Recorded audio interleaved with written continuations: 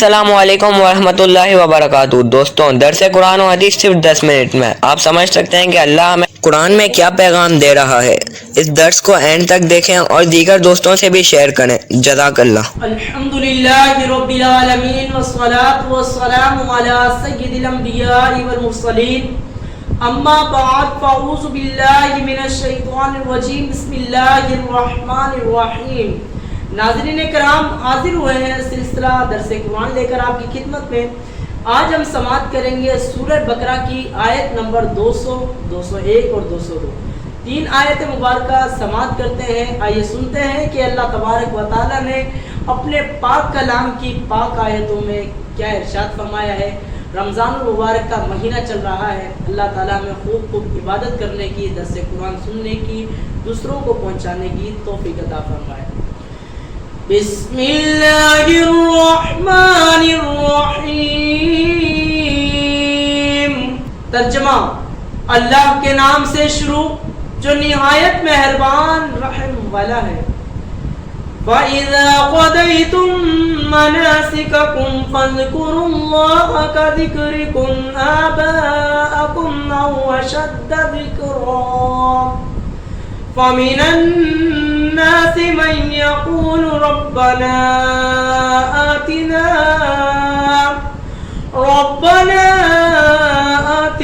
فِي الدُّنْيَا وَمَا لَهُ فِي الْآخِرَةِ مِنْ خَلَاقٍ۔ ترجمہ: پھر جب اپنے حج کے کام پورے کر لو تو اللہ کا ذکر کرو جیسے اپنے باپ دادا کا ذکر کرتے تھے، بلکہ اس سے زیادہ کا ذکر کرو۔ اور کوئی آدمی یوں کہتا ہے کہ اے ہمارے رب، ہمیں دنیا میں دے دے اور آخرت میں اس کا کچھ حصہ نہیں۔ فَاذْكُرُوا اللَّهَ كَذِكْرِ آبَاءَكُمْ، تو اللہ کا ذکر کرو جیسے اپنے باپ دادا کا ذکر کرتے تھے۔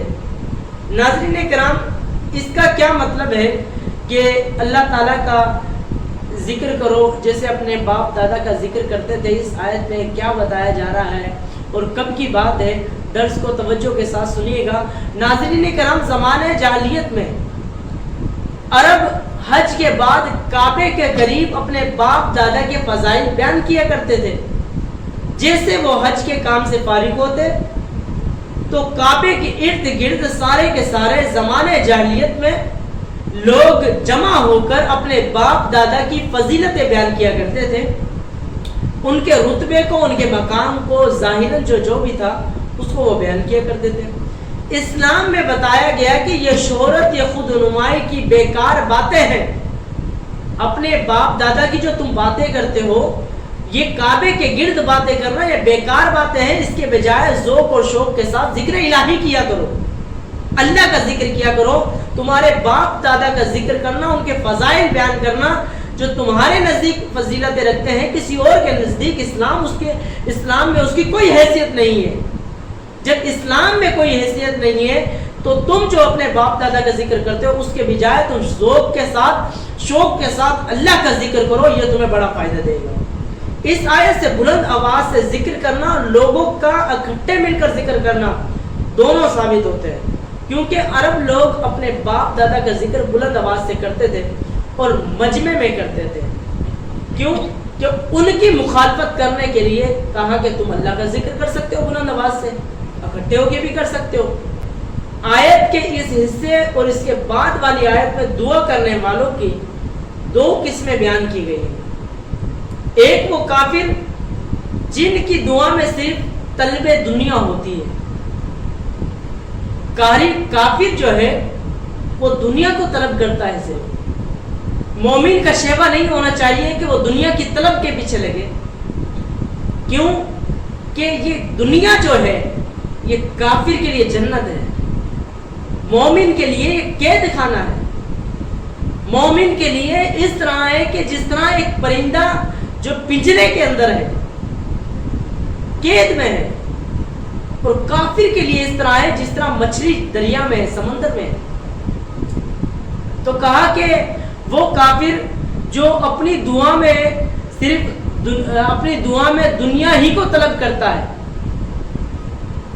اور اس کی طلب صرف دنیا ہی ہوتی ہے، اور آخرت پہ ان کا اعتقاد نہ تھا، ان کے بارے میں ارشاد ہوا کہ آخرت میں ان کا کچھ حصہ نہیں۔ دوسرے وہ ایماندار جو دنیا و آخرت دونوں کی بہتری کی دعا کرتے ہیں، اور ہونا بھی یہی چاہیے۔ تم صرف دنیا کو، مومن کا شیوا نہیں ہے دنیا کو طلب کرنے کا۔ ہاں اگر تمہیں دنیا کی حاجت ہے، اور بندہ انسان، حضرت انسان کو دنیا کی حاجت ہوتی ہے، تو کہا کہ تمہارے لیے بہتر یہ ہے کہ تم دنیا اور آخرت دونوں کی بہتری کی دعا کرو۔ وہ کون سی دعا ہے یہ درس میں آپ سنیں گے آگے کہ کون سی دعا ہے۔ دنیا کی بہتری طلب کرنے کا حکم کیا ہے؟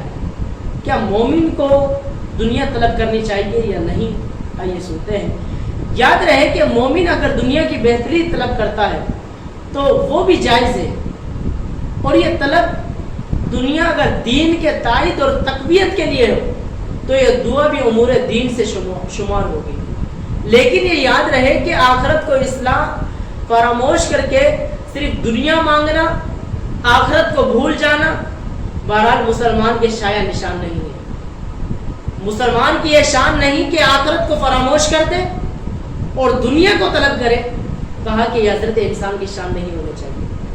دنیا کے طلبگاروں اور آخرت کے طلبگاروں کے بارے میں اللہ تبارک و تعالیٰ ارشاد فرماتا ہے، من کان یرید العاجلۃ عجلنا له فیہا ما نشاء لمن نرید له ثم جعلنا جہنم۔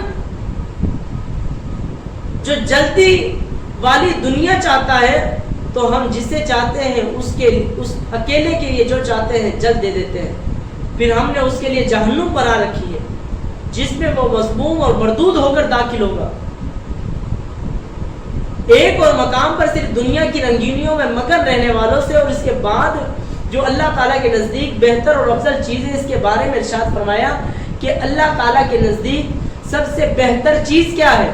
فرمایا زُيِّنَ لِلنَّاسِ حُبُّ الشَّهَوَاتِ مِنَ النِّسَاءِ وَالْبَنِينَ وَالْقَنَاطِيرِ الْمُقَنطَرَةِ مِنَ الذَّهَبِ وَالْفِضَّةِ وَالْخَيْلِ۔ لوگوں کے لیے ان کی خواہشات کی محبت کو آراستہ کر دیا گیا، یعنی عورتوں اور بیٹوں نے چاندی کے جمع کیے ہوئے ڈھیروں اور نشان لگائے ہوئے گھوڑوں اور مویشیوں اور کھیتوں کو ان کے لیے آراستہ کر دیا گیا۔ یہ سب دنیاوی زندگی کا ساز و سامان ہے، یہ صرف اللہ کے پاس اچھا ٹھکانہ ہے۔ قُلْ أَنُنَبِّئُكُم بِخَيْرٍ مِّن ذَلِكُمْ، اے حبیب تم فرما دو اے لوگو، کیا میں تمہیں ان چیزوں سے بہتر چیز بتاؤں؟ سنو وہ یہ ہے کہ پرہیزگاروں کے لیے ان کے رب کے پاس دو جنتیں ہیں۔ جنات للذین اتقوا عند ربہم، وہ لوگ جو تقوی اختیار کرتے ہیں، عند ربہم ان کے رب کے پاس۔ جنات تجری من تحتها الانہار خالدین فیہا، جو رب کے رضا پر راضی ہیں، جو تقوی اختیار کرتے ہیں، فرمایا کہ ان کو ایسے باغات کے اندر اللہ داخل کرے گا جس کے نیچے نہریں بہتی ہیں، وہ جنتی جنتوں میں ہمیشہ رہیں گے۔ وازواج مطہرۃ، پاکیزہ بیویاں ہیں ان کے پاس۔ اللہ کی خوشنودی اور اللہ بندوں کو دیکھ رہا ہے، اللہ کی خوشنودی اللہ کی رضا کے کاموں میں۔ آئیے سنتے ہیں آیت نمبر 101 اور 102 میں۔ وَمِنْهُمْ مَنْ يَقُولُ رَبَّنَا آتِنَا فِي الدُّنْيَا حَسَنَةً وَفِي الْآخِرَةِ حَسَنَةً وَقِنَا عَذَابَ النَّارِ أُولَئِكَ لَهُمْ نَصِيبٌ مِّمَّا كَسَبُوا وَاللَّهُ سَرِيعُ الْحِسَابِ۔ ترجمہ، اور کوئی یوں کہتا ہے کہ اے ہمارے رب ہمیں دنیا میں بھلائی عطا فرما اور ہمیں آخرت میں بھی بھلائی عطا فرما، اور ہمیں دوزخ کے عذاب سے بچا۔ ان لوگوں کے لیے ان کے کمائے ہوئے اعمال سے حصہ ہے اور اللہ جلد حساب کرنے والا ہے۔ اس آیت میں مذکورہ مسلمانوں کی دعا بہت جامع دعا ہے، اور تھوڑے الفاظ میں دین اور دنیا کی تمام بھلائیاں مانگی جا رہی ہے، جس میں حضرت انس بن مالک خادم نبی صلی اللہ تعالیٰ علیہ وآلہ وسلم اکثر یہ دعا مانگا کرتے تھے۔ حضرت انس رضی اللہ تعالیٰ سے روایت ہے کہ نبی کریم صلی اللہ علیہ وسلم اکثر یہ دعا مانگا کرتے تھے۔ کون سی؟ کہ ربنا آتنا فی الدنیا हसनतम व फिल आखिरति हसनतम व किना अज़ाबन्नार। ए हमारे रब हमें दुनिया में भलाई अता फरमा, आखिरत में भी भलाई अता फरमा और हमें दोज़ख के अजाब से बचा। अब ये दोज़ख के अजाब से बचाना ये तालीम उम्मत के लिए है, उम्मत को सिखाने के लिए। तो मेरे प्यारे नाज़रीन करम, दुनिया और आखिरत दोनों की भलाई के लिए दुआ मांगनी चाहिए। अल्लाह ताला मुझे और आपको आखिरत में भी कामयाब करे, आखिरत के इम्तिहान में भी कामयाब करे, दुनिया में भी अल्लाह ताला जो है आसानी का मामला फरमाए। अल्लाह ताला हमारा यहाँ पर आना, दर्स करना, आपका सुनना अल्लाह ताला अपनी पाक बारगाह में कबूल फरमाए। आमीन बिजाह नबी सल्लल्लाहु तआला अलैहि वसल्लम। बड़े मेहरबानी इस वीडियो को लाइक कर दें, चैनल को सब्सक्राइब करके बेल आइकन दबा दें ताकि आपको आने वाली वीडियो की नोटिफिकेशन मिलती रहे। जज़ाकल्लाहु खैरा। अल्लाह आपको दर्स देखने का अजर अता फरमाए। आमीन।